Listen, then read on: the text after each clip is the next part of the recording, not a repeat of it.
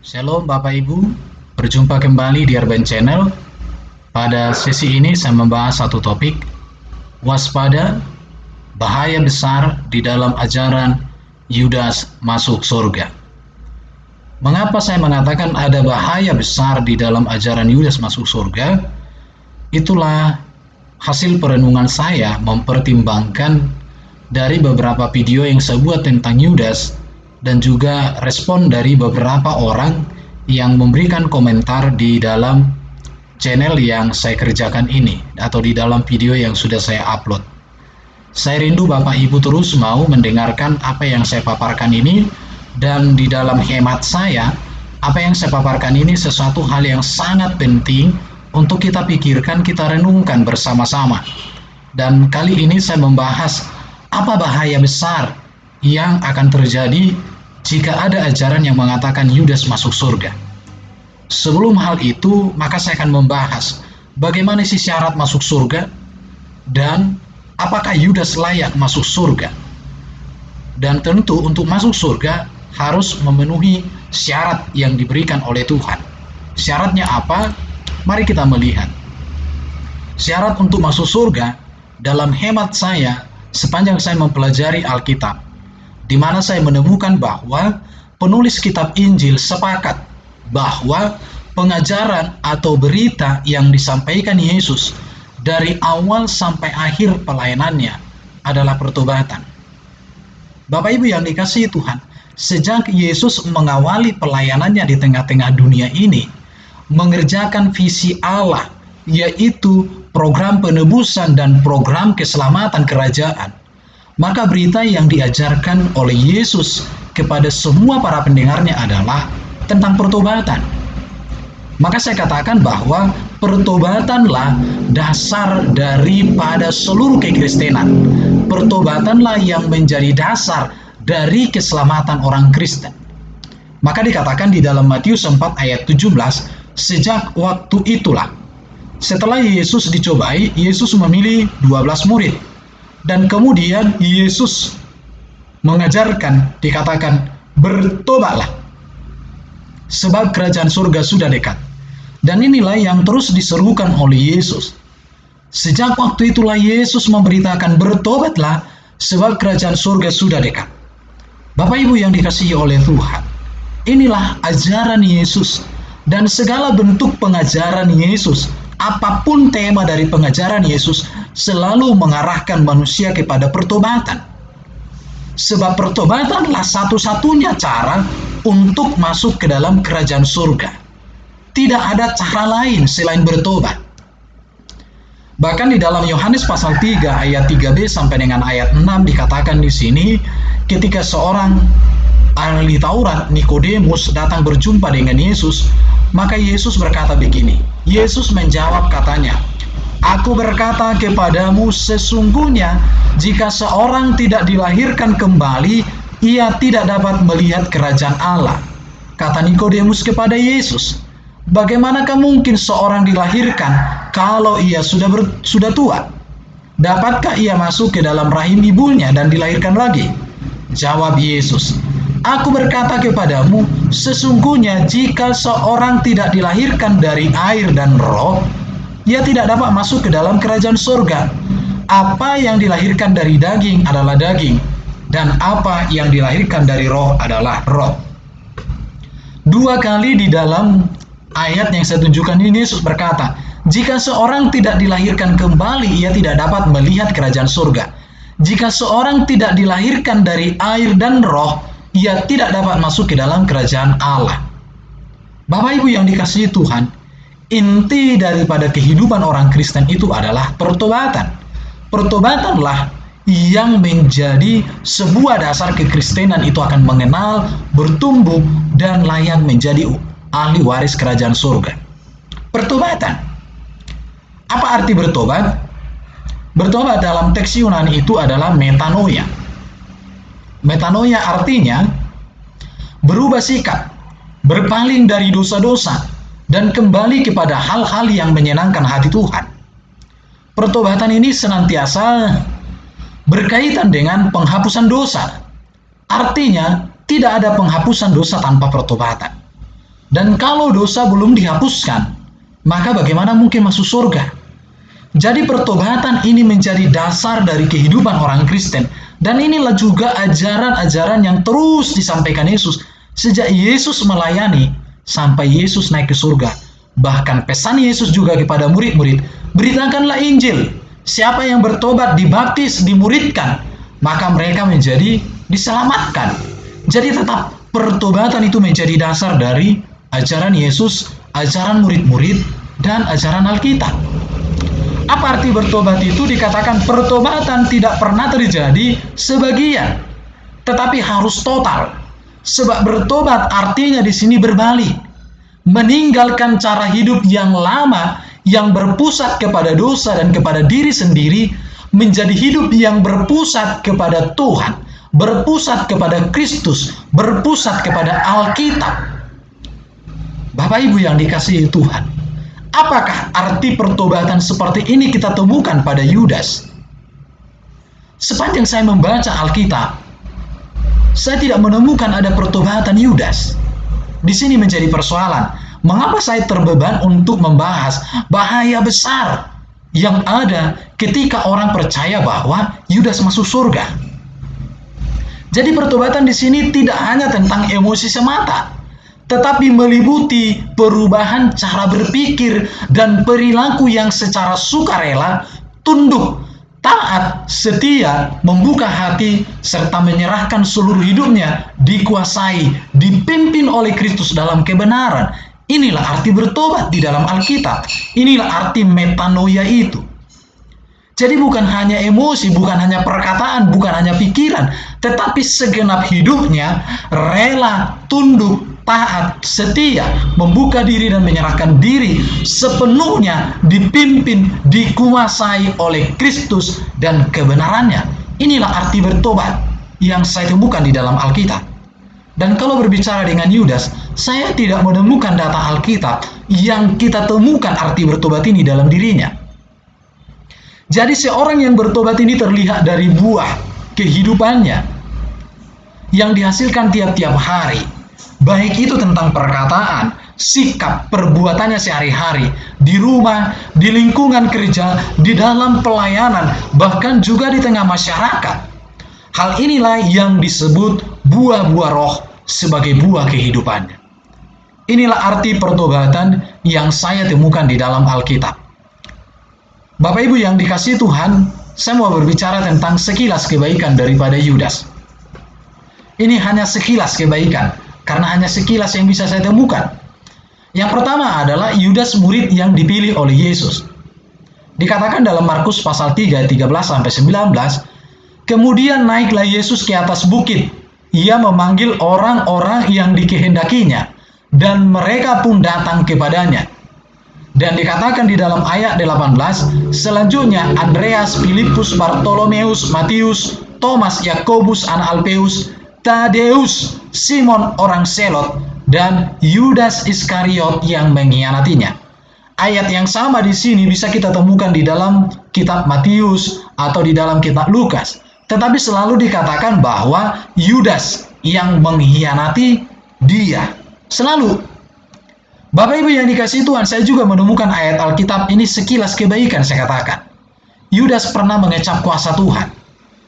Mari kita lihat dikatakan di dalam Matius pasal 10 ayat 1-4.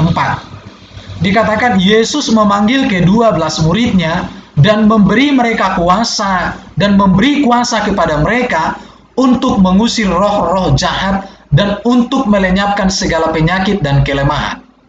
Dari sini katakan Yudas pernah mengecap kuasa daripada Yesus. Bahkan di situ dikatakan Yudas Iskariot yang mengkhianatinya ada juga di situ. Berarti Yesus juga memberikan kuasa itu kepada Yudas. Dan Yudas juga ikut melayani bersama murid-murid. Kalau kita membaca di sini berarti murid-murid mengusir setan, murid-murid mengadakan mujizat. Jadi saya terpikir begini, ketika Yesus berkata bukan setiap orang yang berseru kepada Aku Tuhan, Tuhan, mendapat bagian dalam kerajaan surga. Salah satunya Yudas.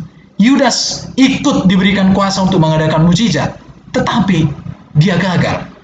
Mengapa? Saya menemukan ayat ini Bapak Ibu, Ibrani pasal 6 ayat 4-6.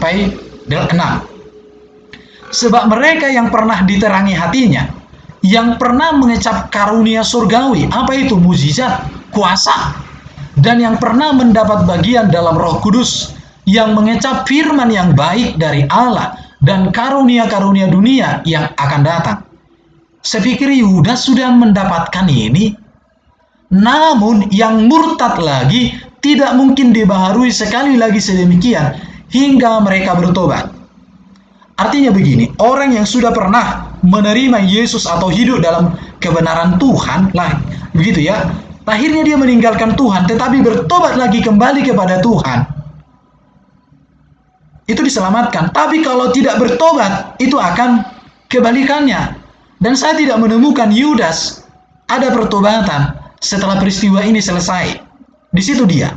Sebab mereka yang pernah diterangi hatinya, yang pernah mengecap karunia surgawi, dan yang pernah mendapat bagian dalam Roh Kudus, dan yang mengecap firman yang baik dari Allah, dan karunia-karunia dunia yang akan datang.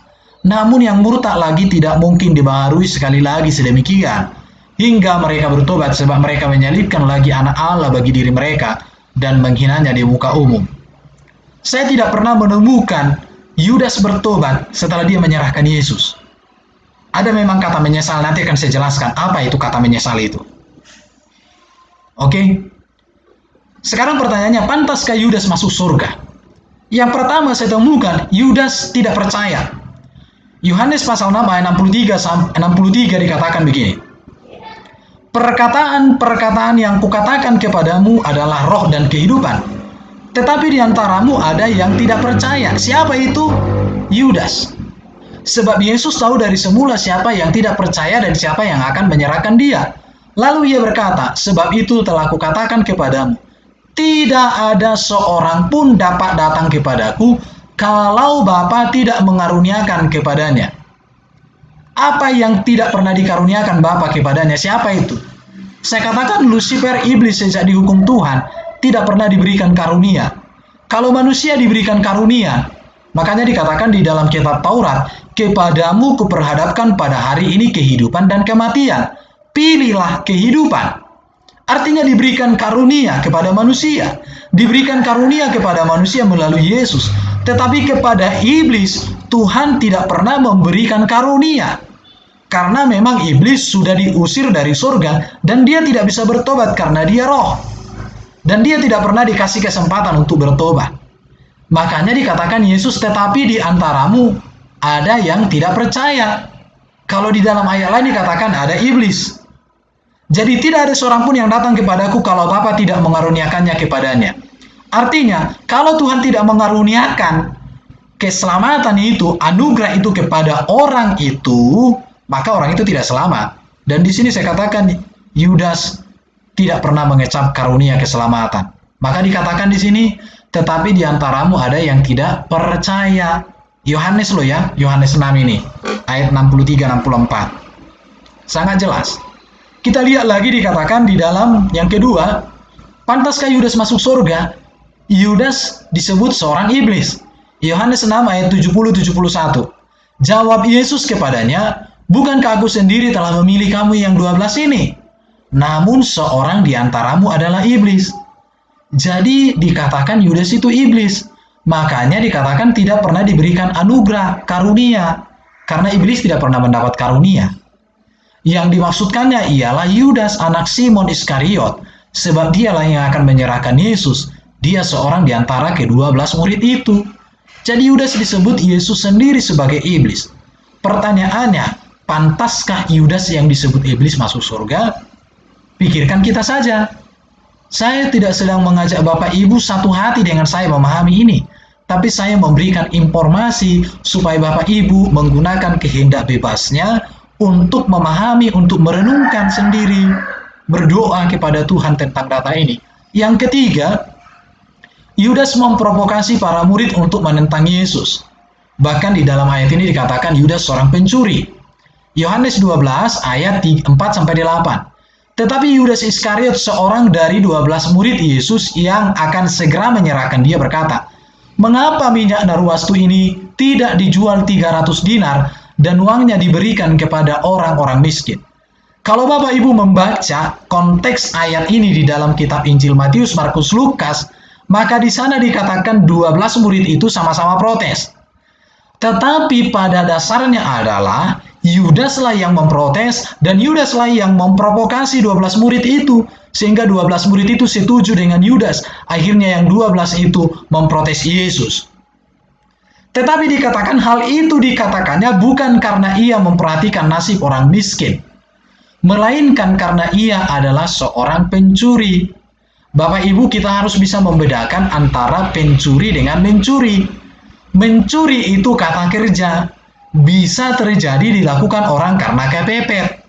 Tapi kalau orang disebut pencuri, itu berarti sudah menjadi apa? Sudah menjadi tabiat, sudah menjadi karakter. Dan ini dipertegas kalimat berikutnya. Ia sering mengambil uang yang disimpan dalam kas yang dipegangnya. Jadi Yudas ini pencuri, bukan hanya mencuri. Mencuri itu bisa karena kepepet. Seperti sekarang ada corona, nggak bisa makan lagi anaknya. Akhirnya ada orang panen di sawah, sawah orang dipanen. Karena kepepet, mencuri, walaupun itu tetap dosa. Tapi kalau pencuri, berarti pekerjaannya sudah mencuri.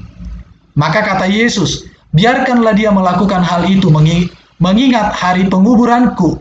Biarkanlah dia di sini, kata dia di sini menunjuk kepada wanita yang mencurahkan minyak itu untuk mengurapi Yesus, bukan Yudas.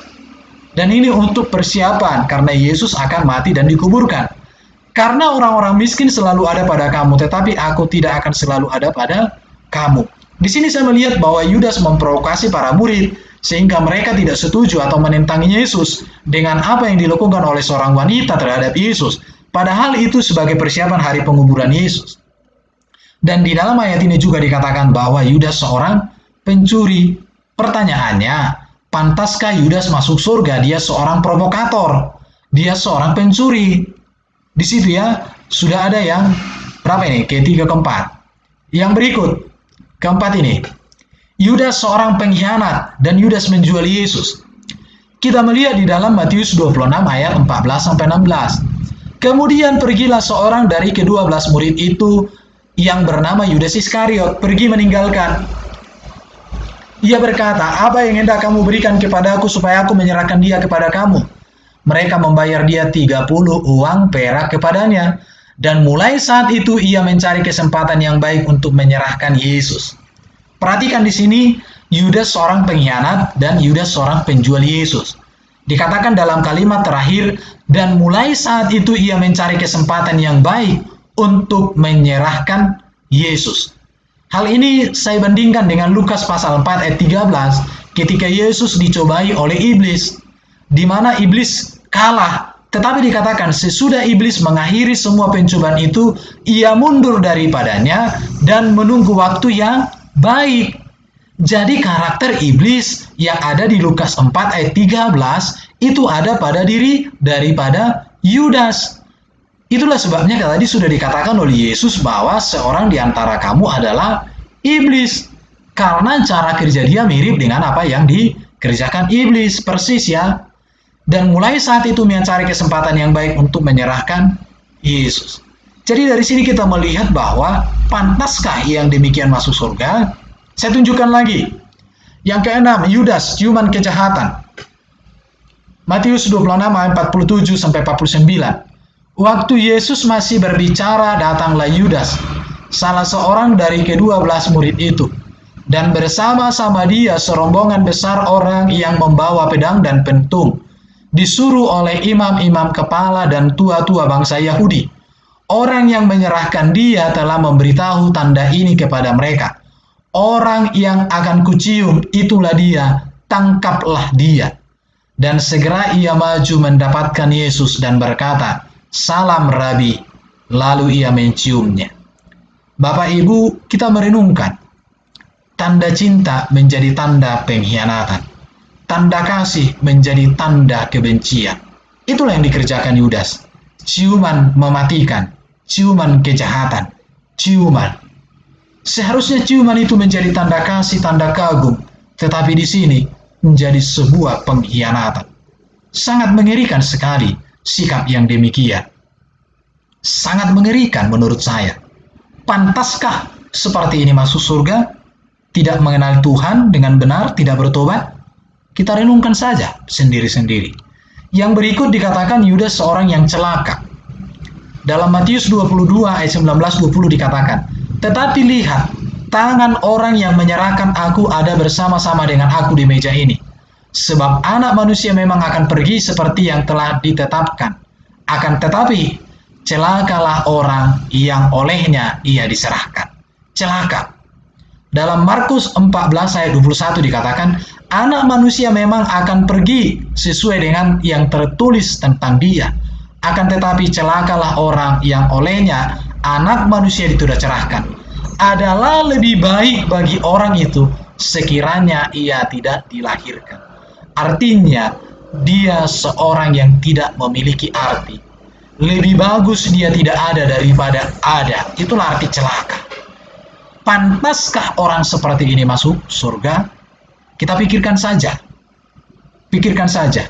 Dasarnya tadi saya ingatkan kepada kita, dasarnya tadi tidak percaya kepada Yesus. Itu dasarnya. Yang berikut dikatakan Yudas orang yang binasa, seorang yang binasa. Dikatakan dalam Yohanes 17 ayat 12. Selama aku bersama mereka, aku memelihara mereka dalam namamu, yaitu namamu yang telah engkau berikan kepadaku. Aku telah menjaga mereka, dan tidak ada seorang pun dari mereka yang binasa selain daripada dia yang telah ditentukan untuk binasa, supaya genaplah yang tertulis dalam kitab suci. Ditentukan untuk binasa kapan? Saat Yudas memilih untuk menentang Yesus. Saat dia memilih untuk tidak percaya kepada Yesus, saat itulah dia ditetapkan. Dan saya mau katakan, kata binasa dalam kitab Injil Yohanes selalu dikontraskan, dipertentangkan dengan hidup kekal atau damai sejahtera. Silakan Bapak Ibu boleh cek, mencari konkordansi. Setiap ada kata binasa di dalam Injil Yohanes, selalu itu dibandingkan dengan hidup kekal. Maka binasa yang dimaksud di dalam Injil Yohanes adalah kebalikan dari hidup kekal. Kebalikan dari damai sejahtera kekal. Di situ. Jadi Yudas di sini dikatakan sudah binasa.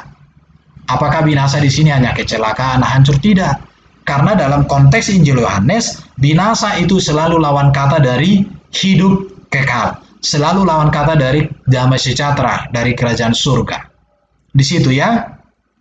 Yang berikut, kita melihat Yudas bunuh diri yang ke-9 ini. Matius 27 ayat 3-5. Pada waktu Yudas yang menyerahkan dia melihat bahwa Yesus telah dijatuhi hukuman mati, menyesallah ia. Seringkali orang mengutip di sini Yudas menyesal, artinya bertobat. Tapi saya cek dalam bahasa Yunani. Kata menyesal di sini metamelomai. Sedangkan kata bertobat dalam teks Yunani seharusnya adalah metanoia. Jadi saya katakan Yudas di sini menyesal. Menyesal seperti ini kira-kira. Ada seorang laki-laki pacaran dengan seorang wanita. Tetapi karena seorang laki-laki ini tidak setia, selingkuh, akhirnya si wanita menikah dengan laki-laki lain. Dan dapat laki-laki yang sangat bagus. Sementara si laki-laki ini, dia tidak dapat apa-apa. Akhirnya dia menyesal. Dia menyesalnya apa? Kenapa dia tidak menikah dengan seorang wanita? Karena wanita itu punya pekerjaan yang sangat bagus, keluarga yang sangat bagus. Sementara aku kayak gini hancur-hancuran, menyesal. Coba kalau aku menikah dulu dengan dia. Tapi kan penyesalan ini tidak mengubah keadaan. Akhirnya si laki-laki itu bunuh diri. Itulah arti menyesal di sini. Menyesal artinya di sini bukan bertobat, karena kata bertobat itu metanoia, bukan metamelomai.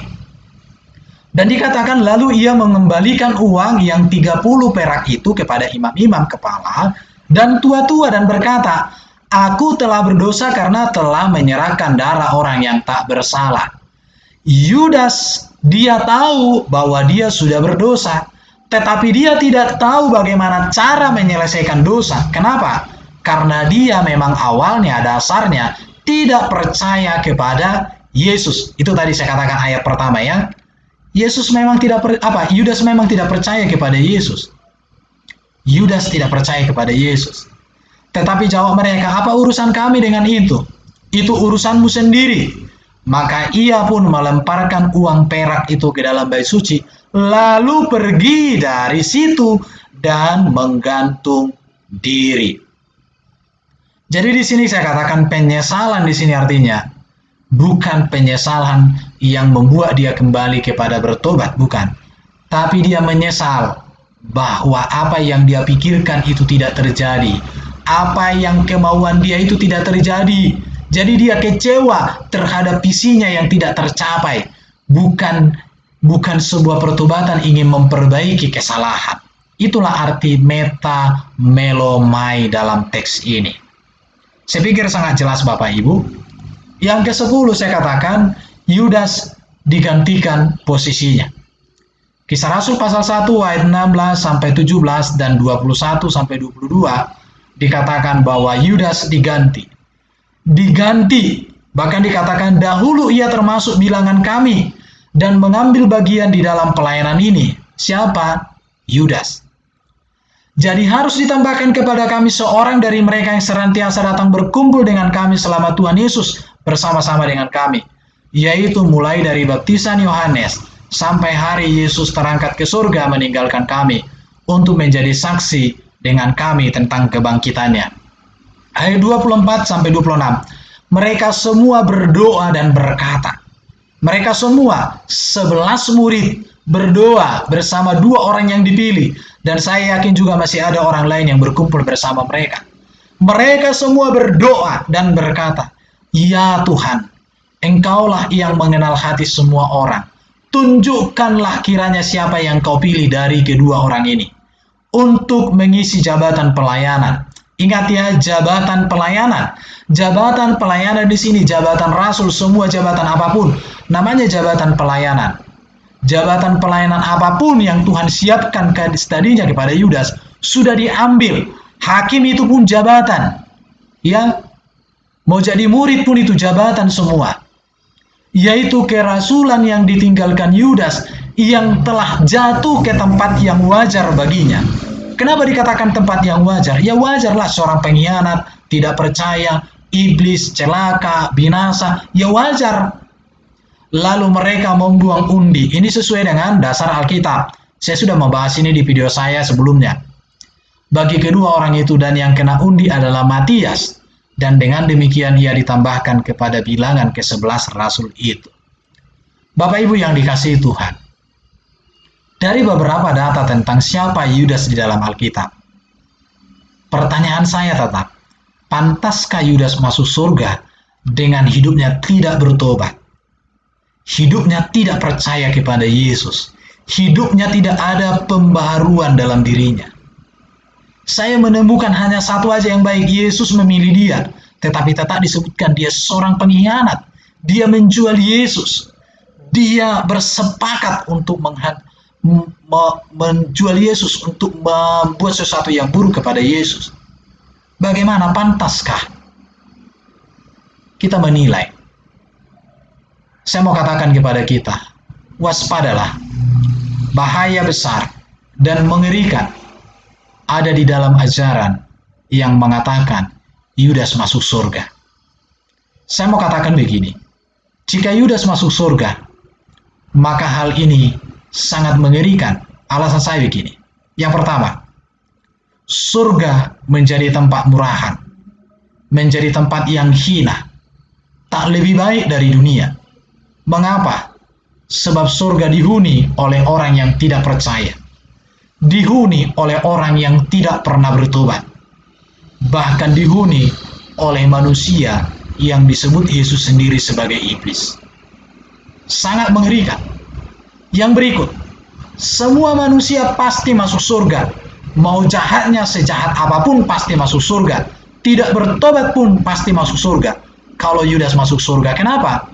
Sebab Yudas yang sudah masuk surga akan mempengaruhi keputusan Tuhan untuk mengeloloskan orang yang sama dengan Yudas masuk surga.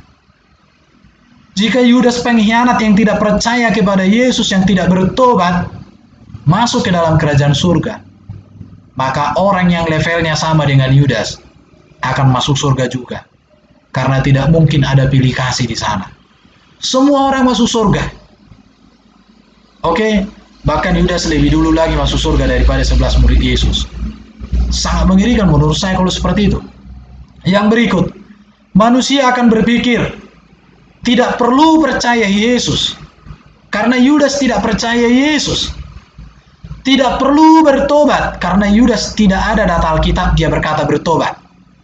Sebab Yudas saja yang tidak percaya, yang tidak bertobat sudah masuk surga. Bahkan dikatakan lagi, Yudas diberikan tempat sebagai hakim. Kalau orang model Yudas menjadi hakim di surga, maka saya katakan, apa yang mau dihakimi dia? Dia tidak pernah bertobat. Dia tidak pernah percaya kepada Yesus. Maka semua orang yang tidak percaya kepada Yesus, semua orang yang tidak bertobat, yang satu level dengan dia, semua masuk ke dalam surganya itu. Apakah seperti itu Bapak Ibu? Anugerah Tuhan akan dipandang murahan. Bahkan saya katakan dianggap orang sampah. Tidak ada nilai. Kenapa? Sebab keselamatan tidak butuh percaya kepada Yesus. Sebab keselamatan tidak butuh bertobat dalam Yesus. Tetapi butuh hidup seperti Yudas. Jika Yudas masuk surga, orang akan berpikir seperti ini. Dan ini yang saya katakan sangat menakutkan. Kalau ada doktrin mengatakan Yudas masuk surga, sangat mengerikan. Orang akan menganggap anugerah Tuhan dipandang murahan. Anugerah Tuhan dipandang sampah. Anugerah Tuhan dipandang tidak ada nilai. Keselamatan tidak butuh percaya kepada Yesus. Keselamatan tidak butuh pertobatan. Tetapi keselamatan butuh hidup seperti Yudas. Apakah demikian sebuah pemahaman yang harus dibangun oleh orang yang mengatakan Yudas masuk surga? Apakah Anda tidak memikirkan dampak dari ajaran Anda? Mari pikirkan, mari renungkan. Yang berikut, dunia ini menjadi gelap. Sebab dunia tidak membutuhkan Tuhan. Dunia tidak memiliki patokan etika dan moral. Dunia tidak mementingkan pertobatan. Dunia tidak mementingkan lagi percaya kepada Yesus. Tidak mementingkan etika dan moral, hidup yang kudus dan mulia. Tetapi Yudas sudah masuk surga. Seorang pengkhianat, seorang yang tidak percaya, seorang yang tidak bertobat, seorang yang dikatakan iblis, seorang yang dikatakan binasa, masuk surga. Wow, bagi saya itu ajaran yang sangat mengerikan. Oleh karena itu maka saya buatkan video ini. Bahaya dan mengerikan sekali dampak dari sebuah ajaran yang mengatakan Yudas masuk surga. Yudas pahlawan iman. Yudaslah yang membuat Yesus disalibkan. Ini menurut saya penyesatan yang sedang dikerjakan iblis. Dan saya katakan, orang yang berkeyakinan seperti itu, maka iblis sudah tepuk tangan. Iblis sudah bangga bahwa visinya sudah tercapai. Inilah yang bisa saya sharingkan kepada kita semua Bapak Ibu. Mari kita renungkan kebenaran ini. Saya katakan syarat untuk masuk surga, bertobat, percaya Yesus, ubah hidup seperti nilai-nilai Yesus. Yudas sangat jauh dari kebenaran. Sangat jauh dari kebenaran. Terima kasih sudah mau mendengarkan. Tolong video ini di subscribe, like, di share supaya makin banyak orang yang mengerti kebenaran ini. Tuhan memberkati kita semua. Shalom, shalom.